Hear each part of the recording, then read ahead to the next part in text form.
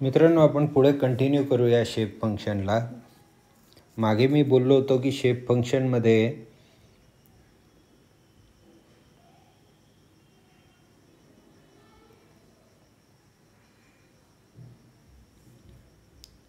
हा जो प्रकार मी इथे डायरेक्टली केलेला आहे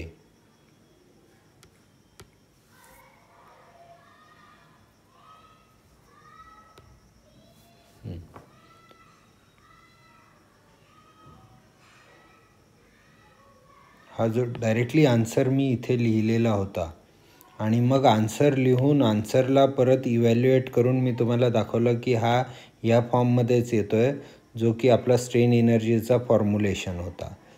तर तसं फोड का केली याचं त्यावेळेला माझ्याकडे उत्तर नव्हतं. तर आता मी बेलुगंडूचं पुस्तक समोर ठेवलेलं आहे आणि त्यांनी ज्या भाषेमध्ये समजवण्याचा प्रयत्न केलेला आहे तो फक्त मी तुमच्यासाठी इथे रिपीट करतो आहे. बेलुगंडूंनी सांगितलं की strain energy you element is equal to half integration over element domain sigma t transpose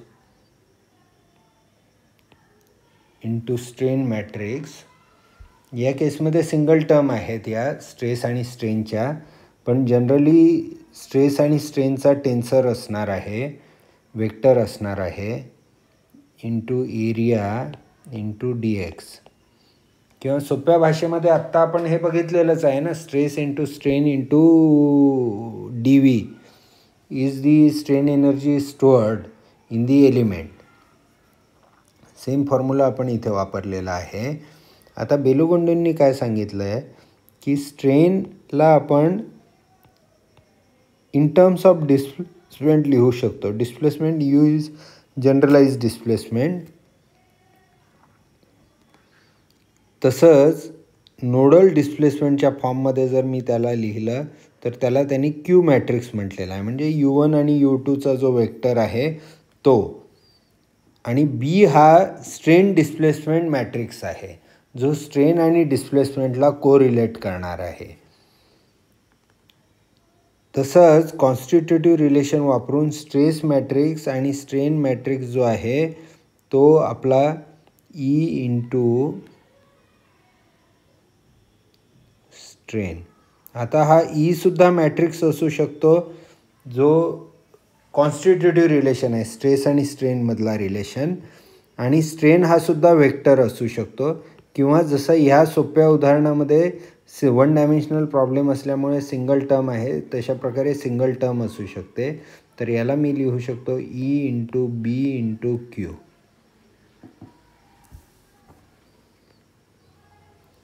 याला मी वरच्या इक्वेशनमध्ये रिप्लेस करतो. U E is equal to half integration over element length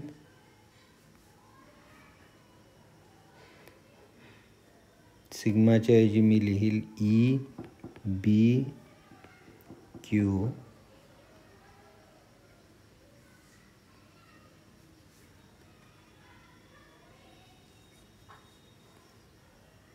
आणि स्ट्रेनच्या ऐवजी लिहील मी B Q into A into dx. याला रिअरेंज करेल मी.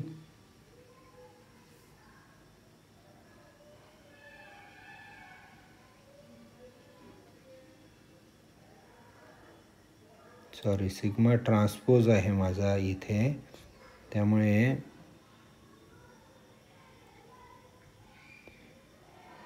बी ट्रान्सपोज क्यू ट्रान्सपोज.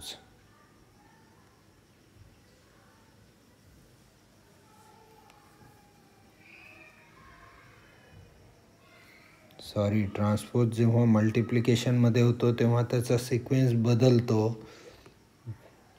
म्हणजे हा क्यू ट्रान्सपोज आणि बी ट्रान्सपोज असा होईल.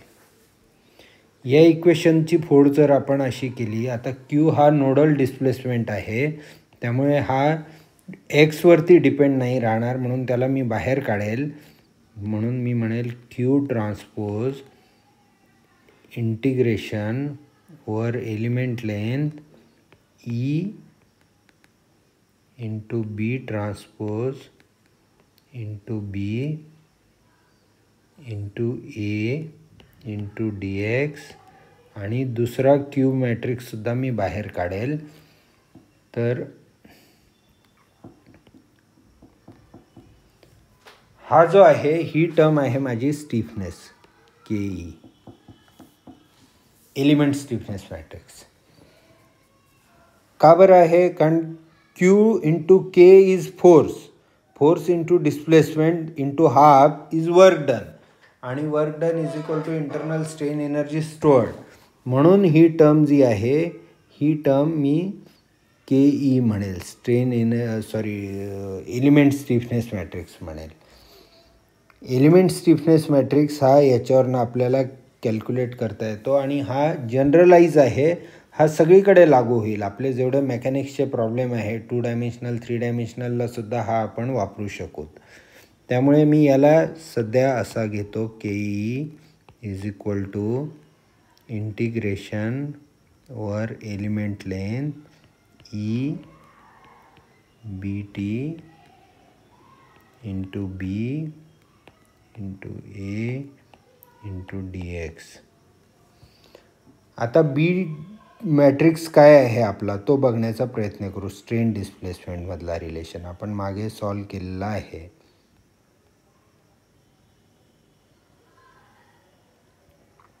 आपल्याला इथे दिसून येईल स्ट्रेन आणि डिस्प्लेसमेंटमधला आपला रिलेशन. मी याला खाली घेऊन टाकतो.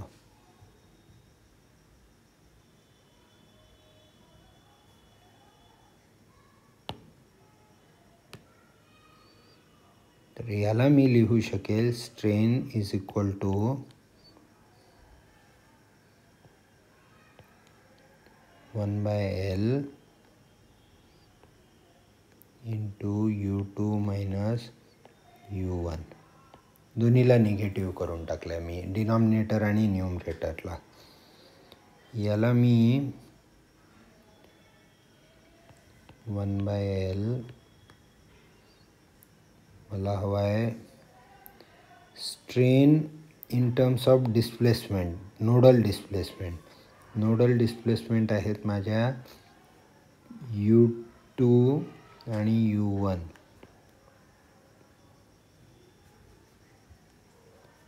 आणि हॉरिझॉन्टल मॅट्रिक्स आता माझा त्याच्याशी मल्टिप्लिकेशनमध्ये येईल -1.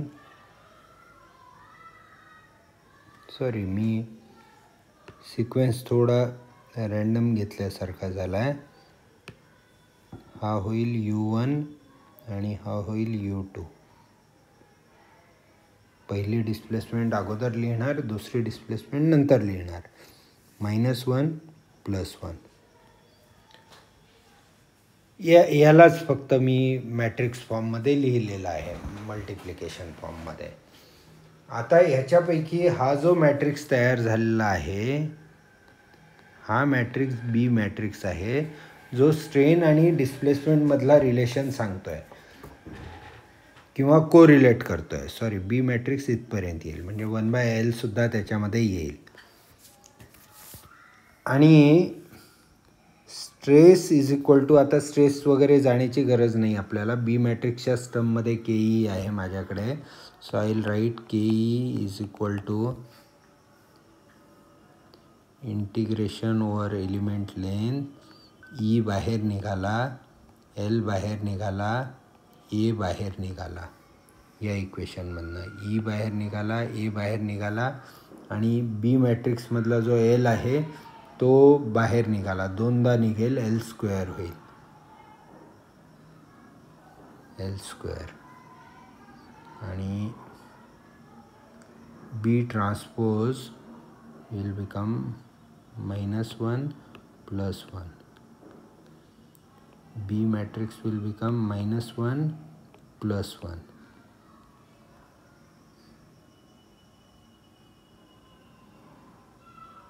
Into dx. आता कॉन्स्टंटचाच मॅट्रिक्स झालेला आहे, त्यामुळे डायरेक्टली एलच बाहेर निघणार. त्यामुळे माझ्याकडे होईल EA/L आणि या दोन्ही मॅट्रिक्सचं जर मल्टिप्लिकेशन केलं जो की 2/1चा आहे आणि हा 1/2चा आहे, तर 2/2चा मॅट्रिक्स भेटेल मला, जो की भेटेल 1 -1 -1 +1. हा स्टिफनेस मॅट्रिक्स डायरेक्टली मला भेटला.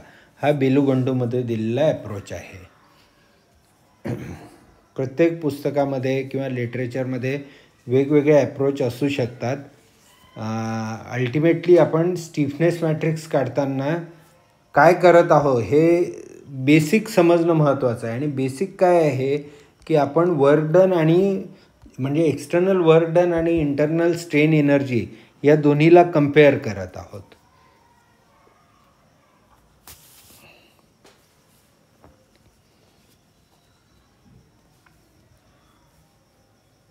मी हा व्हिडिओ छोटा ठेवतो आहे आणि इथेच थांबवतो आहे. इनफॅक्ट मी टेम्प्टेड आहे तुम्हाला 3 नोडेड किंवा 4 नोडेड बार एलिमेंट किंवा बीम एलिमेंट याला डिराईव्ह करून दाखवायला किंवा शेप फंक्शन वेगवेगळ्या पद्धतीने डिराईव्ह करून दाखवायला.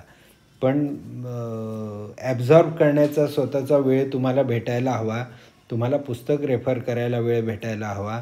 म्हणून मी इथे थांबतो आहे आणि पुढे कधीतरी मग मी पुढचे सेशन अपलोड करण्याचा प्रयत्न करेल. मला कमेंटमध्ये टाका जर तुमच्यापैकी कोणी इथपर्यंत आलं आहे आणि त्याला इथपर्यंत कळालेलं आहे, तर पुढचा व्हिडिओ टाकेल मी, ज्याच्यामध्ये फर्दर 3 नोडेड एलिमेंट म्हणजे लिनियर शेप फंक्शनच्या ऐवजी क्वाड्रॅटिक शेप फंक्शन किंवा क्युबिकल शेप फंक्शन कसे घेतल्या जाऊ शकतात, बीमला रोटेशनल डिग्री ऑफ फ्रीडम आपण का घेतो, रोटेशनल डिग्री ऑफ फ्रीडम न घेतासुद्धा शेप फंक्शन्स आपण डिराईव्ह करू शकतो. म्हणजे हार्माइट शेप फंक्शनच असणं आवश्यक नाही आहे. विदाऊट रोटेशनल डिग्री ऑफ फ्रीडमसुद्धा बीमचा प्रॉब्लेम सॉल्व करता येतो आणि त्याचा स्टिफनेस मॅट्रिक्स काढता येतो, जो की स्टिफनेस मॅट्रिक्स रेग्युलर स्टिफनेस मॅट्रिक्सपेक्षा वेगळा येतो. पण तो स्टिफनेस मॅट्रिक्स वापरून प्रॉब्लेम सॉल्व केला तरीही रॅशनल सोल्युशन्स भेटतात.